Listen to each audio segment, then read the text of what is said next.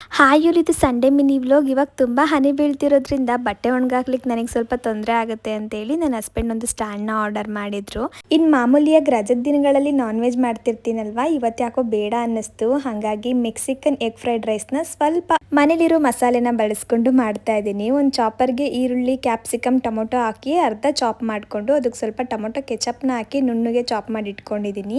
ಇವಾಗ ಒಂದು ಕಡಾಯಿಗೆ ಎಣ್ಣೆ, ಮೊಟ್ಟೆ, ಸಾಲ್ಟ್, ಪೆಪ್ಪರ್ ಹಾಕಿ ಎಗ್ನ ಫ್ರೈ ಮಾಡಿ ಎತ್ತಿಟ್ಕೊಂಡ್ಬಿಟ್ಟು ಅದೇ ಕಡಾಯಿಗೆ ಇನ್ನೊಂದು ಸ್ವಲ್ಪ ಎಣ್ಣೆ, ಕಟ್ ಮಾಡಿ ಇಟ್ಕೊಂಡಿರೋ ಬೆಳ್ಳುಳ್ಳಿ, ಈರುಳ್ಳಿನ ಹಾಕಿ ಈರುಳ್ಳಿ ಸ್ವಲ್ಪ ಕಲರ್ ಚೇಂಜ್ ಆದಮೇಲೆ ಅದಕ್ಕೆ ಕ್ಯಾರೆಟ್, ಬೀನ್ಸ್ ಹಾಕಿ ಸ್ವಲ್ಪ ಕ್ರಂಚಿ ಆಗೋವರೆಗೂ ಹುರ್ಕೊಂಡು ಬೇಯಿಸಿಟ್ಕೊಂಡಿರೋ ಕಾರ್ನ್, ರಾಜ್ಮಾ, ಬೆಲ್ ಪೆಪ್ಪರ್ನ ಹಾಕಿ ಚೆನ್ನಾಗಿ ಮಿಕ್ಸ್ ಮಾಡಿಬಿಟ್ಟು ಆಗಲೇ ಚಾಪ್ ಮಾಡಿ ಇಟ್ಕೊಂಡಿರೋ ಟೊಮೊಟೊ ಕೂಡ ಸೇರಿಸಿ ಎಣ್ಣೆ ಬಿಡೋವರೆಗೂ ಚೆನ್ನಾಗಿ ಬೇಯಿಸ್ಕೊಳ್ಬೇಕಾಗುತ್ತೆ.